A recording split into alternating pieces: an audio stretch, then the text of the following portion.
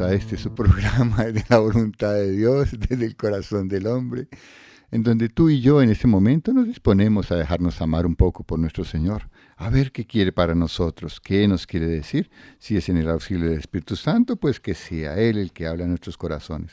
Por eso comenzamos con la oración que el beato Juan Pablo II nos regaló ese 16 de junio del año 2002, cuando en su discurso de canonización nos dijo esto: Doy gracias, Padre, Señor de cielo y tierra, porque has revelado estas cosas a los pequeños.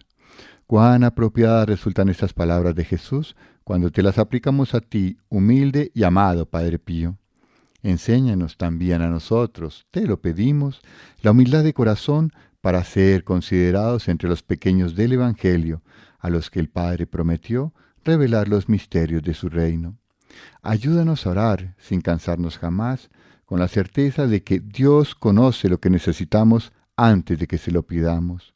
Alcánzanos una mirada de fe capaz de reconocer prontamente en los pobres y en los que sufren el rostro mismo de Jesús. Sosténnos en la hora de la lucha y de la prueba y, si caemos, haz que experimentemos la alegría del sacramento del perdón. Transmítenos tu tierna devoción a María, Madre de Jesús y Madre nuestra, y acompáñanos en la peregrinación terrena hacia la patria celestial, a donde esperamos llegar también nosotros para contemplar eternamente la gloria del Padre, del Hijo y del Espíritu Santo. Amén. Torno a me il buio e la falsità, dammi la forza e la tua bontà.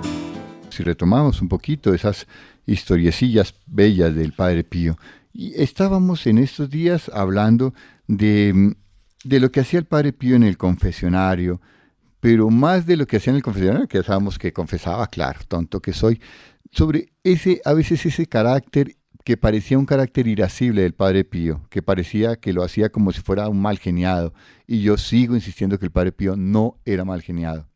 Él tenía un celo especial por todo lo de nuestro Señor, y a él le daba mucha rabia cuando nosotros éramos ahí como medio tibios, como medio tontones.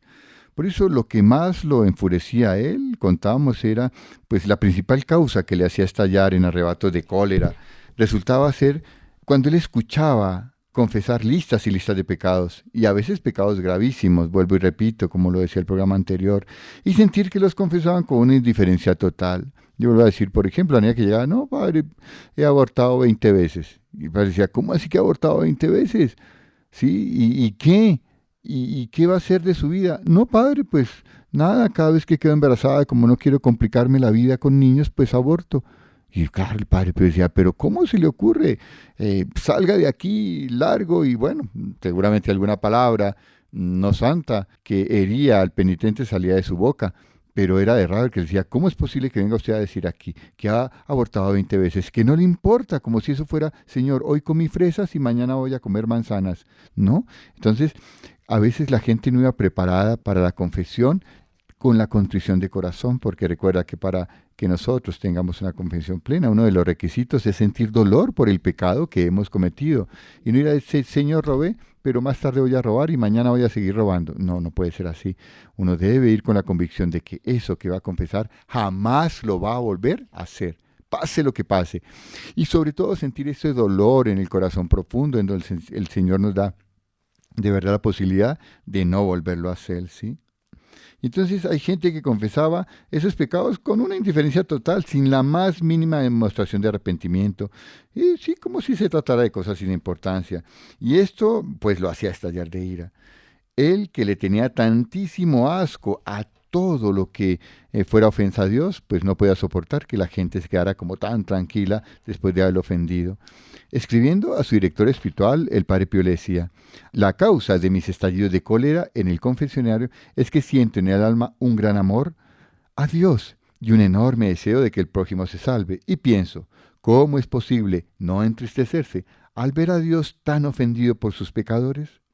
Sentir que por los pecados van a llegar los tan enormes castigos de Dios y que no hay otro remedio para detener esos castigos que pedirle perdón humildemente, y darme cuenta de que no sienten ningún remordimiento de haber ofendido al Creador. Y siento el deber de advertirles muy fuertemente, y él lo hacía así muy fuertemente, cuán grande es la gravedad de sus pecados y cuán importante y urgente es que huyan de la maldad, que se alejen de las ocasiones de pecar, porque la mano justiciera de Dios está a punto de descargar sus castigos sobre ellos. Entonces, continúa diciéndole en la carta a su director, aunque externamente estallo en explosiones de ira ante ciertos pecadores que viven demasiado tranquilos en sus terribles pecados, interiormente me conservo totalmente tranquilo y en paz. Óiganlo bien. Aunque él hacía un berrinche y hacía un escándalo y elevaba la voz y cogía su cíngulo y les pegaba a la gente y daba manotazos, incluso hubo penitentes, hombres, a los que les dio cachetadas, no puños, no, con la mano abierta, le daba cachetada y le decía, irreverente, pecador, tonto, estúpido, ¿cierto? Por dentro él tenía paz, porque el Padre Pío decía que esta era una manera de hacer que el penitente se enfrentara ante, él decía, era una primicia de la ira de Dios, ¿sí? Como si Dios nos fuera a cachetear. Él decía, es una primicia de la ira de Dios, porque necesito sacudirlos, decía él. Yo quiero sacudirlos, que sientan que algo tiene que pasar, ya que en su corazón no está pasando nada, pues externamente yo los toco, los sacudo para que entiendan que no están haciendo bien, ¿sí? Es como un sacudón decirle, oiga, despierte, tonto, ¿cómo se le ocurre? ¿Cómo va a seguir pecando y cómo va a confesar pecados sin contrición de corazón? Pero él por dentro tenía paz. O sea que fíjense que en el Padre Pío el mal genio no era un pecado ni era un defecto de carácter y de la voluntad, no. Era una manera de ser, era una manera de hablar, como decir, los costeños hablan costeño y los paisas hablan paisa, pues el Padre Pío hablaba así, no era una cosa que fuera un defecto de su formación y de su voluntad, no. Él por dentro, por eso él dice, por dentro me conservaba totalmente tranquilo y en paz. Externamente, ¿cierto? Demuestro estar disgustado, pero en mi interior estoy tranquilo. Me interesa es que se cumpla la voluntad de Dios en esta tierra como se cumple en el cielo. Muchas veces, decía él, tengo que repetir lo que le decía Moisés a nuestro Señor cuando el pueblo pecaba tanto. Perdónalos, Señor. O los perdonas o llévame a mí a la eternidad, le decía el Padre Pío. Y su padre espiritual le respondía también por carta diciéndole, ánimo, no se inquiete por esos arrebatos de súbita cólera que le llegan en el confesionario, pero tampoco haga la paz con esas debilidades de su carácter, ¿no? Si el Señor no le concede la gracia de permanecer siempre amable y bondadoso, es para que tenga la oportunidad de ejercitarse en la humildad, pero tiene que ponerse una penitencia. Y por cada estallido de cólera que tenga, mostrarse después 2 veces más humilde y más bondadoso de lo que ordinariamente es. Cuando los estallidos de cólera son repentinos e imprevistos, no hay casi culpa, pero sí es bueno ofrecer por ellos alguna pequeña penitencia. Y entonces el Padre Pío, que era tan amoroso con nuestro Señor, encontró en esto una disculpa para hacer penitencias. Y entonces él a veces sacudía a la gente con la conciencia de que 2 veces más le tocaba mostrar más humildad, más docilidad de corazón, más bondad, más piedad, más doblar el corazón ante el pecador, ser más dulce y amoroso, porque así como el Padre Pío a veces pegaba cachetadas y daba gritos estentóreos, también le gustaba tocar a la gente, tocar a los niños, a las mujeres, les tocaba la cara, el cachete, la cabeza, les tocaba la parte del pecho y el corazón, a los hombres, no a las mujeres, sí, lógicamente se entiende, sí, les ponía a los hombres la mano en el corazón, como intentando que esa mano bendita de él traspasara ese corazón, como si le pudiera hacer al corazón un masaje así cardíaco para que ese corazón entrara en sintonía de Dios. Les ponía también las manos en los hombros a los hombres, y los exhortaba como un papá cuando le pone la mano en el hombro a su hijo y le dice, hijo, te amo, hijo, necesito que me ayudes, hijo, necesito que seas bueno, o hijo, escúchame, te doy este consejo. Y abrazaba, el Padre Pío abrazaba, sobre todo a sus hermanos de fraternidad. Eran muy cariñosos, les jalaba la barba, les cogía la tonsura, les jalaba las orejas, les cogían el cíngulo. Hay un amigo que yo uso un hábito y tengo un cíngulo, y hay un amigo en el colegio que siempre que yo estoy distraído por ahí sentado en algún sitio, coge el cíngulo y lo amarra al asiento donde yo estoy sentado. Y claro, cuando yo me levanto, pues arrastro con silla, mesa, mantel y platos, ¿no? Y ellos se ríen porque ya saben. A mí a veces me daba mal genio porque decía, pero este tonto, esos chistes no se hacen. Y después aprendí que era una demostración de cariño de él el amarrarme el cíngulo a la silla, porque él no podía decirme Jorge lo quiero, Jorge lo amo, Jorge lo necesito, Jorge cuánto lo aprecio, ¿cierto? Porque de palabras y afectuosamente él era un hombre que creció en el campo y era como muy hosco, ¿cierto? Pero su manera de decirme lo quiero era amarrándome a la pata de la silla. Y ya después yo a veces me daba cuenta de que él me estaba amarrando a la pata de la silla y yo me hacía el tonto para que él estuviera feliz, porque él se paraba a lo lejos a esperar que yo me parara.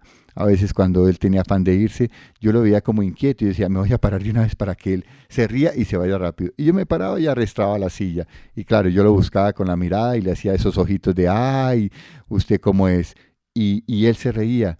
Y después me decía, ay, cómo lo molesto, ¿no, Jorgito? Yo le decía, sí, un día de estos también yo lo voy a amarrar con el cíngulo, pero del cuello lo voy a colgar en un árbol. Y nos reíamos, nos reíamos.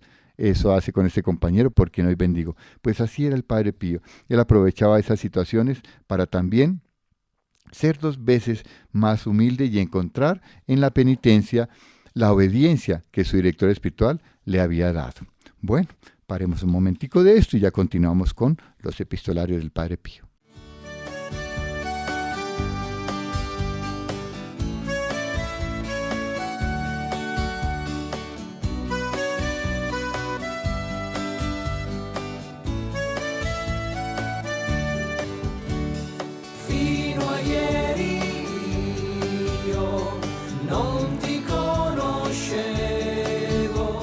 Bien, queridos hermanos, entonces continuamos con una carta escrita el 28 de julio de 1914, en la que el Padre Pío le dice a Rafaelina sobre las lecturas espirituales, ¿sí? Sobre cómo era importante que las lecturas espirituales y no las profanas estuvieran en nuestras vidas y cómo muchas lecturas cambiaron la vida en su momento de algunos santos. Y los santos somos tú y yo también, no fueron solo ellos, San Agustín, San Ignacio, no fueron solo ellos, también nosotros podemos un día ser santos por una lectura santa. Por eso yo les voy a leer ahorita el testimonio de San Ignacio de Loyola, por ejemplo. El Padre Pío se la escribía y le decía a Rafaelina, recuerda que la historia nos dice también que San Ignacio de Loyola, por una lectura espiritual, tomada no por devoción, sino con el solo deseo de huir del aburrimiento de una penosa enfermedad, cambió de capitán de un rey de la tierra, como era él, a capitán del rey del cielo. Recuerden que San Ignacio había sido herido en su pierna y estaba convaleciendo. Y recuerden que San Ignacio, pues después de eso fue cojo toda la vida. Y resulta que estaba por perder la pierna y le tocaba estarse quieto en su castillo, acostado, y estaba totalmente aburrido. Y le dijo a alguien, tráigame algo para leer. Y entonces le dijeron, pues el único libro que hay aquí es un libro de vidas de santos. Pero él estaba tan aburrido que dijo, pues traigan eso, porque no tengo nada más que hacer. Y se puso a leer las vidas de santos. Y Dios lo tocó de una manera tan especial que él dijo, si estos hombres que estoy leyendo han cambiado su vida en Dios y han cambiado el mundo por esas experiencias, ¿por qué no lo puedo yo hacer también? Si San Agustín, si San Francisco pudieron cambiar el mundo haciendo estas cosas aparentemente tan tontas, yo también podría cambiar el mundo y podría convertirme a Dios y podría hacer una buena obra para Dios. Y él siguió leyendo las vidas de santos y Dios fue hablándole místicamente, digo, y espiritualmente a su corazón, a su entendimiento, haciéndole entender que él podía también ser de Dios, que antes había hecho la guerra, había peleado tanto en tantos momentos, que había conquistado, había matado, había robado. Bueno, no digo que robara de una manera descarada, pero en la guerra la manera como se sustentaban los hombres era robando las pertenencias de otros. Creo que eso es claro. Las cogían como botín de guerra, pero yo digo que eso es robar. Entonces, él que había robado, que había mentido, que había sido tan poco piadoso, que no tenía a Dios en sus planes ni en su corazón, pues Dios le hace entender de esta manera maravillosa cómo él puede ser un hombre de Dios también y hacer cosas buenas. Y cuando él siente esto, enseguida se levanta de su enfermedad, no pierde la pierna, que es una bendición. Bueno, yo realmente no sé si la perdió o no la perdió, pero creo que no la perdió, creo que solo le quedó tiesa y no la podía manejar muy bien o algo así. Bueno, me toca volver a leer la vida de San Ignacio a ver si la perdió o no. Y bueno, y si tú lo quieres hacer también, leer la vida de San Ignacio, que es una maravilla, es una riqueza en Dios maravillosa. Y entonces, San Ignacio, por esa lectura, cambió su vida, ¿cierto? cuando les decía yo que cuando San Ignacio estaba leyendo la vida de Cristo de un libro de Cartusiano y también estaba leyendo la leyenda Aura de Giacomo de Varese, pues encontró algo diferente, ¿no? Y también yo les quería contar que, por ejemplo, San Columbano, también leemos que por la lectura de un libro santo, echa más para agradar a su consorte, que por devoción se sintió como todo cambiado, consagrándose eternamente a Dios. Por eso a veces leer la vida de los santos nos da el aliento y nos auxilia a seguir nosotros también cambiando lo que nosotros tenemos que cambiar en nuestras vidas. Cuando tú te puedes acercar a leer la vida, por ejemplo, de Santa Teresita, del Niño Jesús, la historia de un alma, pues es un libro tan lleno de anécdotas, es un libro tan fácil que uno dice, oigan, pero si esas cosas son las mismas que vivo yo en mi vida, y son sencillas, y son a veces los mismos pensamientos y los mismos sentimientos que tengo. ¿Y acaso no puede pasar eso conmigo? Y cuando, por ejemplo, leemos las confesiones de San Agustín, ¿no podríamos encontrar en eso también que todos los pecados que él cometió y las tentaciones que tuvo y la vida tortuosa que tuvo, ¿no es también un poco la vida que nosotros llevamos en este mundo tan complicado? O sea, que fíjate que no es tan difícil entender que en la vida de los santos las cosas pasan de una manera extraña y maravillosa, porque las vidas de los santos, hijos de mi corazón, son vidas normales, como la tuya y la mía. Simplemente que en un momento de su vida escucharon una moción del Espíritu, escucharon de verdad el llamado de Dios y quisieron, en un acto amoroso de su voluntad, decir, oiga, sí, yo no estoy haciendo las cosas bien, podría hacerlas diferente, podría hacerlas mejor, pero también podría dedicar 5 minutos de mi vida a hacer las obras de Cristo. Cuando nosotros leemos, por ejemplo, las obras de Santa Teresa de Ávila o las obras de San Juan de la Cruz, encontramos cómo ellos, bueno, le entregaron su vida a Dios, listo, se hicieron religiosos, pero también ya en la vida de religiosos, cómo tuvieron que vivir momentos supremamente tortuosos y difíciles, porque la vida en comunidad no es la vida color de rosa como uno se quisiera imaginar. En el sacrificio y en la entrega y en la donación, ¿cierto? Y en el dolor incluso, hay que vivirlo. Hay una monjita que se llama Sor María, de la que quiero hablar hoy. Quiero decirle, yo sé que ya no me va a escuchar, porque ella es una monja de clausura y las monjas de clausura no escuchan este programa a la hora que es, pero yo sí quiero hablar, porque ella le entregó su vida a Dios, se hizo monja de clausura, y no digo de qué convento para que no sepan quién es, pero vive una vida complicada. Ella, tengo la gracia de que ella me cuenta algunas intimidades de su vida diaria, y entonces me cuenta cómo la vida diaria es complicada en la soledad acompañada del convento. Cómo los días a veces se vuelven pesados y duros, cómo las rutinas se vuelven complicadas, pero también, sobre todo, cómo la convivencia con las hermanas se vuelve a veces difícil, porque somos humanos. Yo sé, tú estás ahorita en tu casa o en tu trabajo, o estás recostado y has tenido un día con tu familia y seguramente has podido almorzar con ellos, pudiste jugar con ellos, salir a pasear con ellos, pero también de pronto en algún momento hubo una discusión, hubo una disparidad de carácter, tu hermano te hizo algo que no te gustó y tú simplemente lo increpaste, tu papá estaba de mal genio y tú hiciste algo que no debías hacer y tu papá te pegó un pescozón o te dijo, hijo, es el colmo, haz esto, me tienes cansado, o tu mamá, o tú que hiciste algo que no tienes que hacer y mamá y papá se pusieron irascibles sin entenderte y entonces algo pasó ahí y ellos se pusieron bravos y furiosos y no te están hablando en este momento y tú te vas para tu cuarto a trabajar con tus cosas en tu computer, en lo que tengas que hacer o simplemente te encierras y haces un portazo y no como y estoy brava y no me vuelvan a hablar y ya no los quiero y me voy a ir para donde mis amigos y bueno, fíjate que tú tienes explosiones a veces de carácter por las cosas que pasan en tu familia con los miembros o peleaste con tus amigas te hicieron el feo, no te secundaron en aquello que necesitabas, se burlaron de ti, no te invitaron a la fiesta, hablaron mal de ti, te criticaron, no te dieron el amor que necesitabas. Pues fíjate, esos pequeños dolores de las relaciones humanas, pues son complicados. Aquel compañero de trabajo que no te miró, que no te apoyó, que te hizo la mala onda, la mala habló chismes de ti, o te hizo la mala cara, te hizo el cajón, o aquel compañero que no te apoyó en aquel error que has cometido. ¿Sí me entiendes?